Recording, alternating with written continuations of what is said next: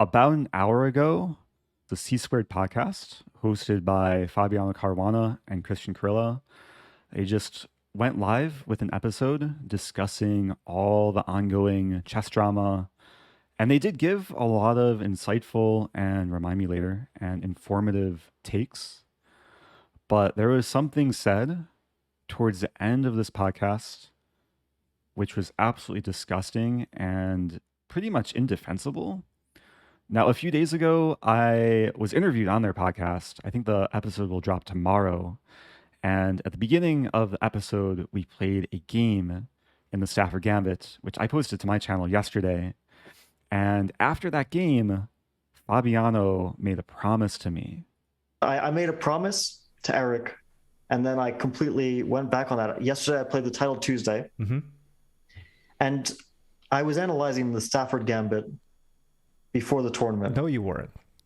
Yeah, I was. And then I realized that white wins with like any move.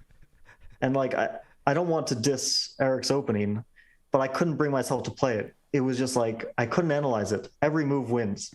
It was terrible. As much as I want to cry listening to that clip, it is kind of true. The Stafford Gambit is objectively a terrible opening, especially if you're a 2800 level GM. But a promise is a promise, and I feel absolutely betrayed. So I actually want to devote this video to trying to convince Fabiano Caruana to play the Stafford Gambit at least once in the title Tuesday. And I want to share all the fun, interesting, exciting, offbeat, dubious traps that Black can pull that work at the highest levels, that have worked against Aronian, Kamsky, Hikaru, and hopefully by the end of this video, Fabiano will be convinced and live up to his promise.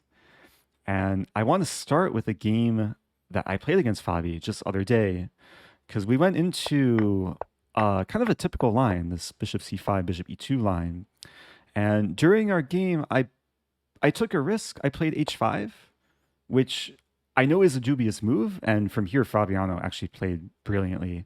I don't think he made a single mistake or inaccuracy, and just was up a pawn. He even gave the pawn back, but got a commanding position. Never let the advantage slip. But already after bishop e2, Black has a chance to equalize. And Black can play queen d4, hitting f2, hitting e4.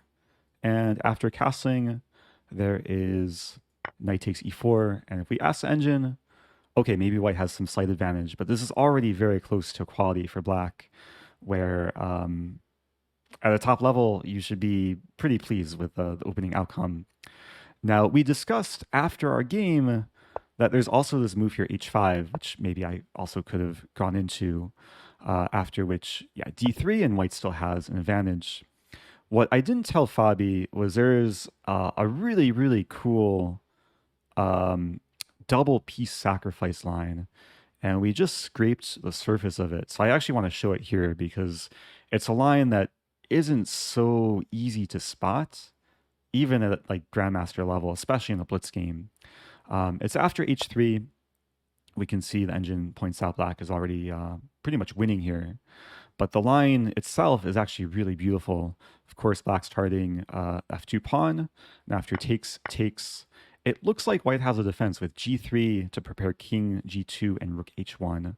But then after queen e5, king g2, it's Black to move and win.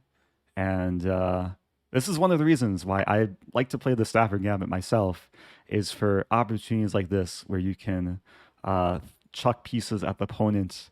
And in this case, it's already completely winning for Black. There's a line after king f2, rook h2, king e3, queen g3, king d4, bishop e6, preparing queenside castle with check. And White's pretty much getting mated here. So this is just one of so many potential landmines that White can fall into. And if you're going to play this in a title Tuesday and you don't want to necessarily take the risk, there is queen d4, which is very close to equalizing. But I want to share some other examples of top players playing against the Stafford Gambit and stumbling. And against an unprepared opponent, it's possible to emerge okay as black. This is a game that I played a few months ago against Levon Aronian, and I should note we were playing on this chess up board. Video is on my channel, so I was getting some assistance from the smart board. But we went into a line that a lot of strong players will go into, this bishop e3 move. Maybe similar to the game I played against Fabi, but maybe a little bit different too because the knight hasn't committed to c3. And just watch how quickly I was able to equalize here by just playing natural moves. H-file opened, Aronian played queen d2, and after queen d6, it's already very difficult for white to defend the h-pawn, and maybe there's some way for white to keep some advantage. Yeah, g3 is the only move, but a lot of players will be discouraged to play g3 because it walks into this, and black has won back the pawn and reaches some endgame that should be holdable. Maybe still better for white, but it's arguably an opening success given that the Stafford Gambit was played. In this game, queen c3 was played, and this just led to a drawing line after takes, takes, takes. It was white who eventually had to force perpetual with queen g8, queen g5.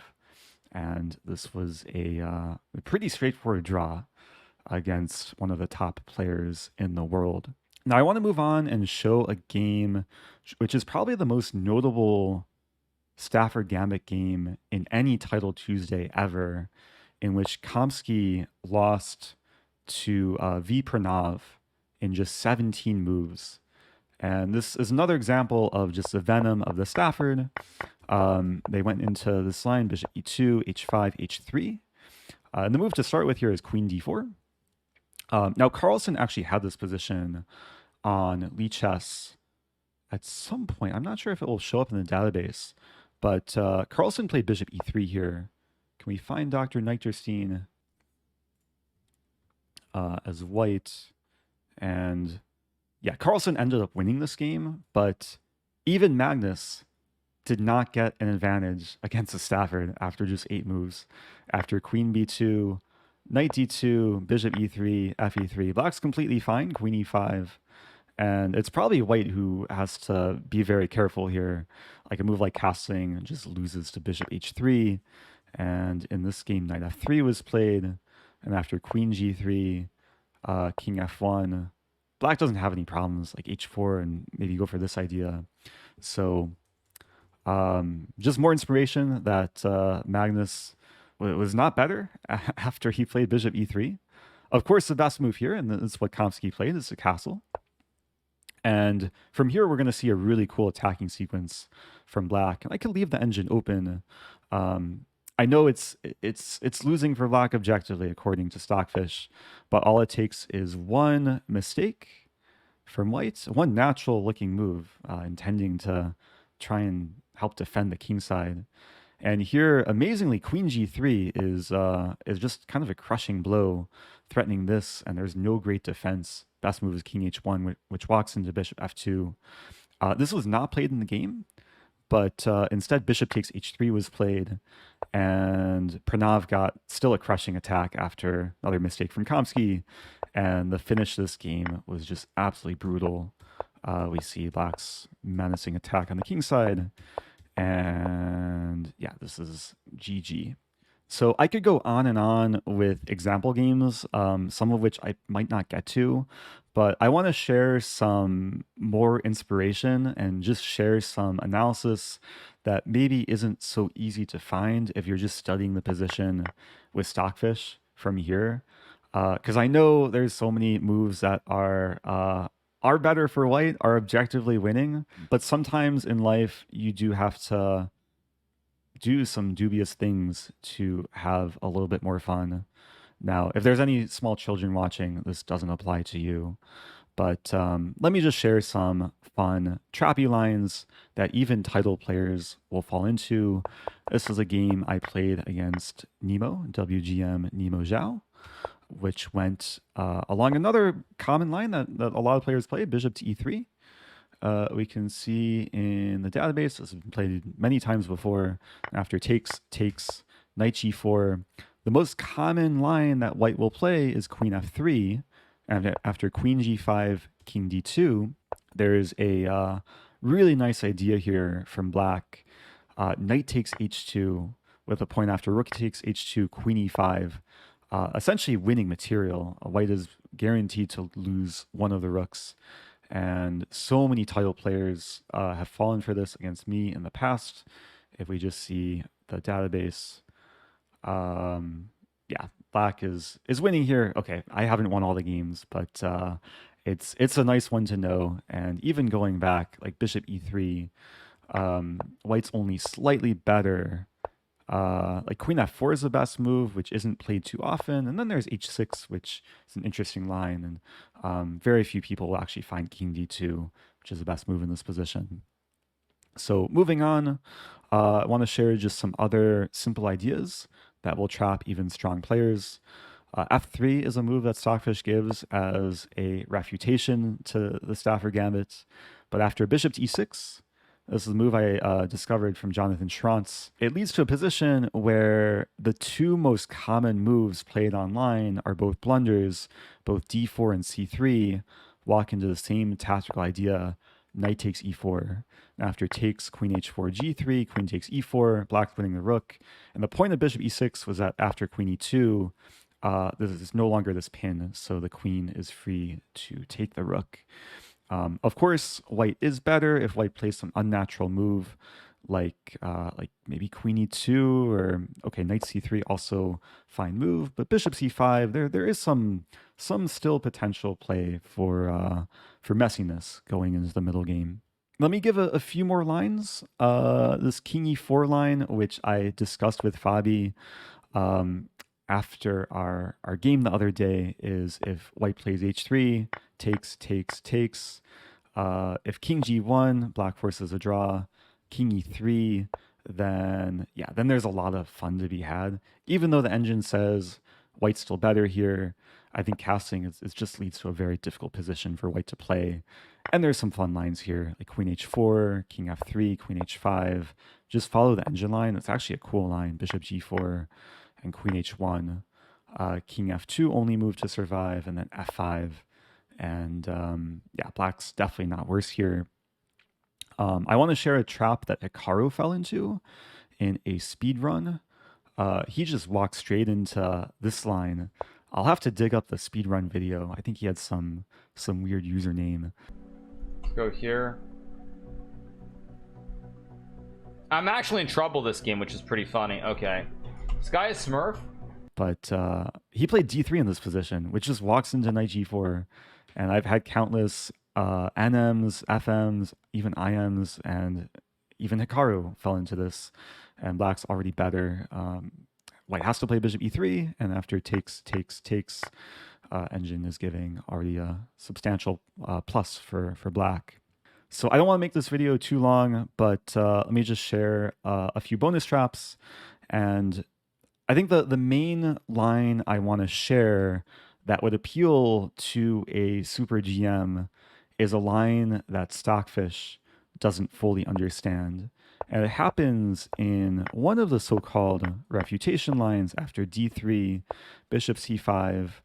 I haven't actually talked about c3, but c3 walks into a cool idea: knight e4, queen e2, bishop f2, king d1, f5, which is slightly better for white, but there's definitely compensation here for black. Most people will play bishop e2, and after h5, play c3. And for a while, this was considered to be the main refutation. But about a year and a half ago, Jonathan Schrantz came out with a video in which he nearly beat Stockfish with the black side of this position. And he discovered a truly magical line, which goes knight g4, d4. Engine already was giving like +4 there. But after queen h4, g3, queen to f6, the nature of the position is very, very complicated. I think that the engine evaluation doesn't actually reflect how tricky this position can be for white. If we just turn the engine off for a moment, let me show one of the cool lines. I'll actually show a game I played against GM Serrana in a title Tuesday. We got to this position, and I proceeded to go for this line that Jonathan Trance plays in this video where he takes on Stockfish, is to go for rook h2, lose a bishop, and then play bishop e6. And we leave the knight hanging. The most natural looking move is queen d4. And then incredible move here, bishop to c4. And this is the engine top move. Engine will still say white's winning here, but come on, look at this move. It's amazing. If queen takes c4, there's already knight e5. Black's not worse. What happened this game is, okay, white took. I play knight e5, knight d2, take on d2. I win the queen. White's still better, but all it takes is one slip up. Bishop f7 was a mistake. And then I went on to win this game. And even if white plays the best move, rook h1, I think practically there's still chances for black to fight in a blitz game with the queen and rook in a pretty open position. So going back, I want to share one more cool variation in this line. And it's actually a game that I played against some anonymous IM on Lead Chess. It was against an IM by the name of Half Natty. And we went into the same line. And this time white takes on g4. And we got to a position where I end up sacrificing two pieces. White takes. Engine will, of course, say white is like +5. But if you ask Leela will say like +2 or 3. So I know it's still like considered winning for white, but if you actually look at the lines after bishop e6, knight d2 castling, white's a little bit stuck. Like the top moves for engine are like b3, rook c1, a4, g5. It's like moves that don't really accomplish much. And white's actually kind of stuck here. Like it's an interesting position to try and figure out what's going on. I think there's some plan for black. Like if white just wastes time on the queen side, there's f6, g6, f5 eventually to try and open things up. This game featured a nice finish after queen a4.